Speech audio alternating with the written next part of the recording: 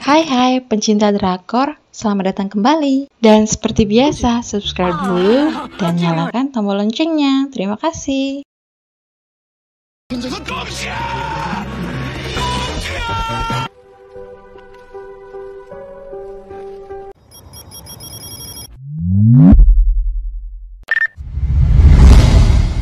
Setelah selesai menemui Nyonya Park di biro pengadilan, Hansu menanyakan kembali tentang pemecatannya sebagai pengacara dalam menangani kasus Nyonya Park. Karena Hansu merasa kalau hanya dia sajalah yang dapat diandalkan untuk memenangkan kasus Nyonya Park. Tapi karena Putri Yeon gak suka dengan cara Hansu dalam menolong Nyonya Park, Putri Yeon tetap kekeh untuk memecat Hansu dan akan mencari bukti untuk mengungkapkan kalau Nyonya Park tidak bersalah, lalu pergi meninggalkan Hansu. Hansu yang melihat Putri Yeon pergi, tidak mengejarnya ataupun membujuknya kembali. Tapi di tempat dia berdiri, Hansu memberikan petunjuk bagaimana caranya mengalahkan Komisaris Park. Dengan berteriak, Hansu menyuruh Putri Yeon untuk mengetahui segalanya tentang Komisaris Park, dari kebiasaan mendengkur, mabuk, ataupun menggertakkan gigi.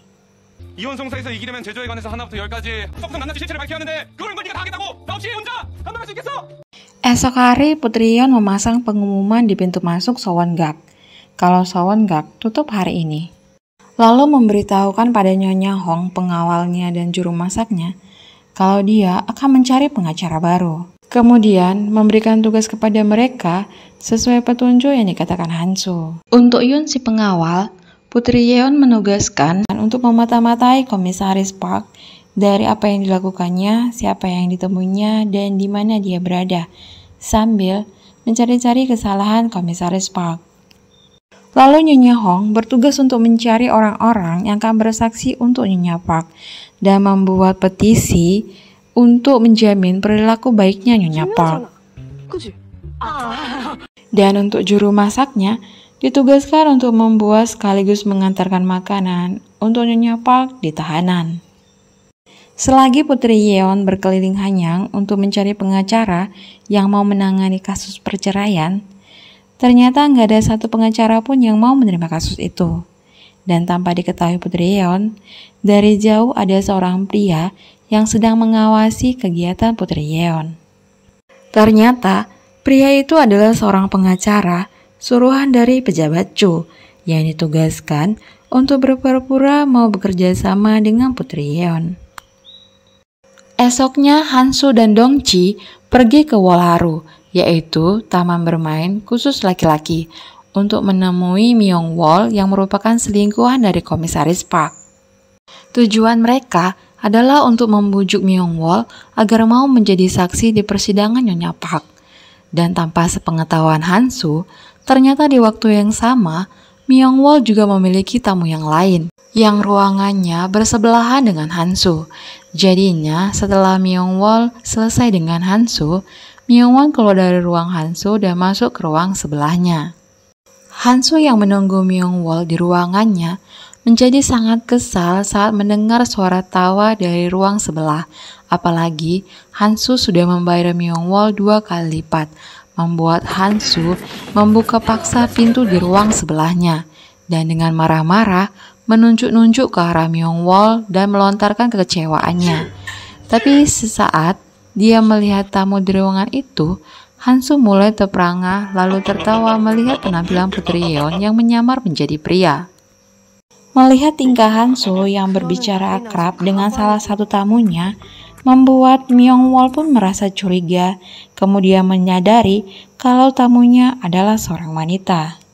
Setelah ditinggal Putri Yeon dan Hansu, Myung-wol langsung pergi ke ruangan pribadinya dan membuka sebuah amplop pemberian dari Putri Yeon yang berisikan surat izin untuk membuka bisnis kosmetik atas namanya sendiri sebagai hadiah jika Myung-wol mau bekerja sama untuk membela Nyonya Park. Kemudian, Myung-wol juga membuka hadiah dari Hansu yang isinya adalah yakwa.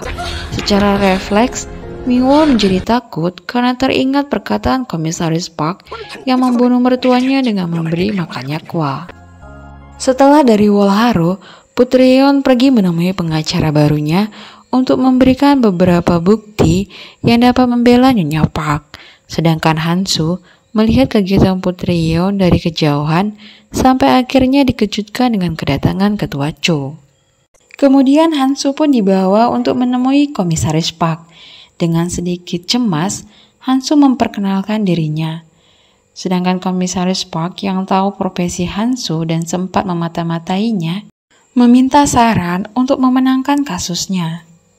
Karena Hansu sedang terpojok dan berada di kawasan musuh, mau gak mau Hansu pun memberitahukan caranya dengan mengumpulkan para pria bangsawan, lalu mengundang mereka untuk minum arak bersama sambil menjelek-jelekan istri mereka masing-masing. Lalu Hansu pun menyuruh mereka untuk bersaksi bahwa apa yang mereka dengar di ruangan itu adalah perilaku dari Nyonya Park. Saat malam telah tiba, para bangsawan yang menemani Komisaris Park minum arak tinggal sedikit, itu pun karena mereka sudah teler sampai ketiduran di ruangan itu. Begitu juga dengan Komisaris Park yang sudah mabuk dengan kondisi yang masih sadar. Dan tanpa melewatkan kesempatan itu, Hansu mencoba mempengaruhi Komisaris Park dengan mengatakan kalau Myung-wol diam-diam sedang bersama pengacara istrinya dan menerima suap dari Hansu saat Hansu masih menjadi pengacara istrinya.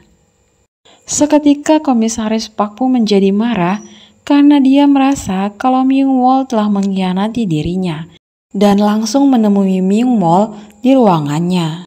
Lalu melampiaskan semua kemarahannya ke Myung-wol dengan menarik kalung mutiara di lehernya dan mencekik Myung-wol sampai lemas tak berdaya. Barulah Komisaris Park melepaskan tangannya. Di luar, Putri Yeon dan pengacara barunya yang ingin menemui Myung-wol dikagetkan dengan keributan dari dalam ruangan Myung-wol, membuat Putri Yeon dan pengacaranya langsung berlari untuk menolong Myung-wol. Dan sebelum Putri Yeon sampai, Hansul telah lebih dulu datang dan menemukan kondisi Myung-wol yang sudah sekarat. Lalu, Hansu akan membawanya ke tabib, tapi Komisaris Park melarangnya. Karena Komisaris Park akan membuat Myung-wol mati seperti bunuh diri. Lalu Hansu mengingat ibunya yang juga bunuh diri dan menanyakan ke Komisaris Park bagaimana cara melakukannya.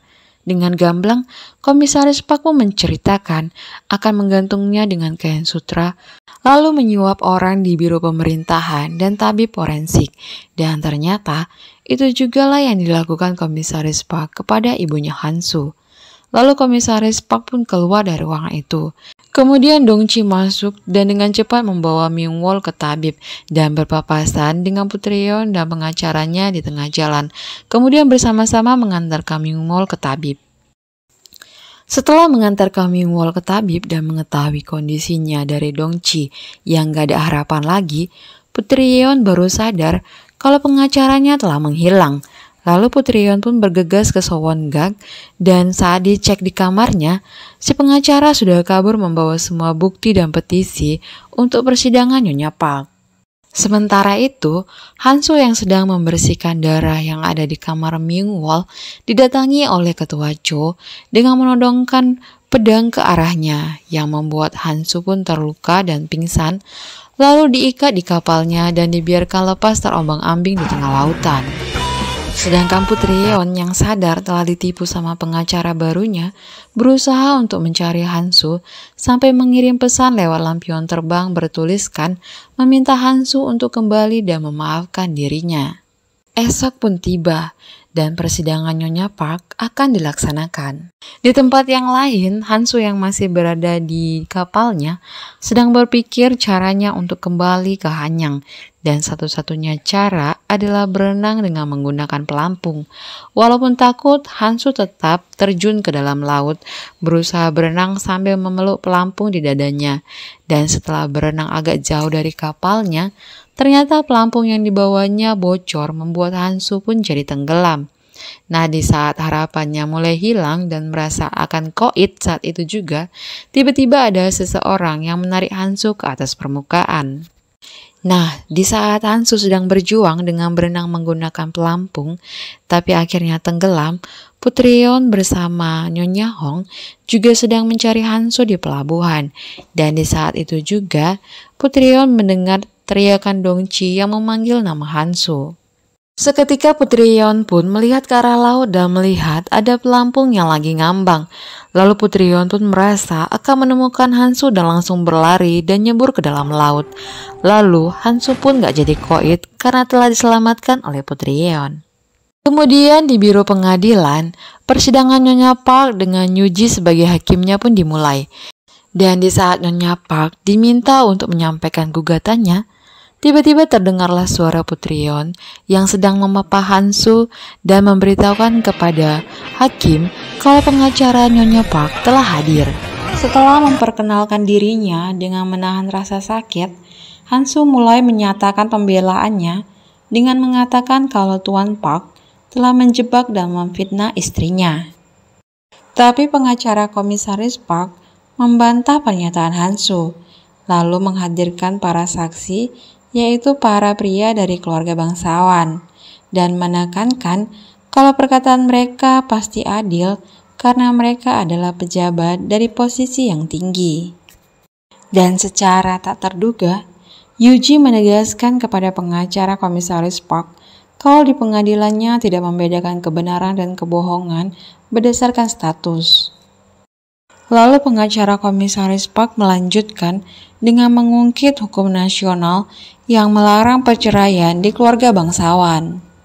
Tapi Hansu menyela kalau ada pengecualian jika satu pihak mengkhianati pihak yang lain dalam hubungan suami istri, seperti melanggar kewajiban berbakti yang membalas kebaikan mertuanya dengan kejahatan.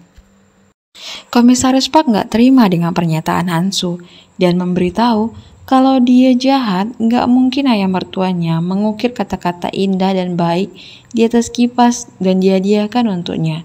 Begitu juga dengan ibu mertuanya yang rela membuatkan baju untuk Komisaris Park dengan tangannya sendiri.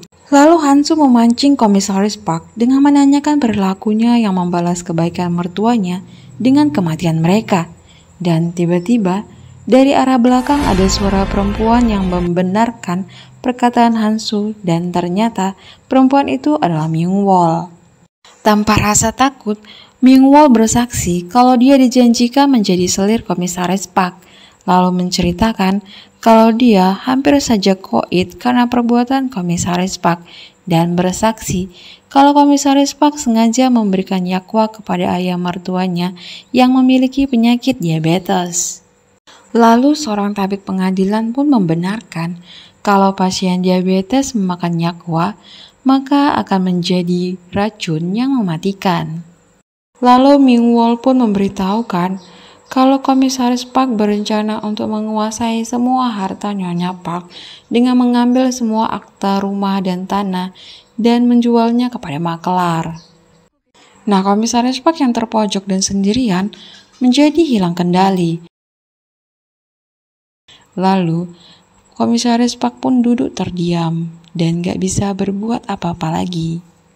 Kemudian, dengan adanya saksi dan bukti tidak langsung yang menunjukkan Komisaris Park bersalah, Yuji pun memutuskan untuk menahan Komisaris Park dan melakukan penyelidikan atas kematian ayah Nyonya Park, lalu membebaskan Nyonya Park.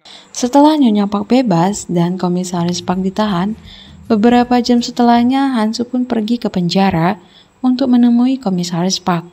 Tapi yang ditemukannya, Komisaris Park sudah koit, gantung diri di dalam selnya, dan episode 4 pun selesai.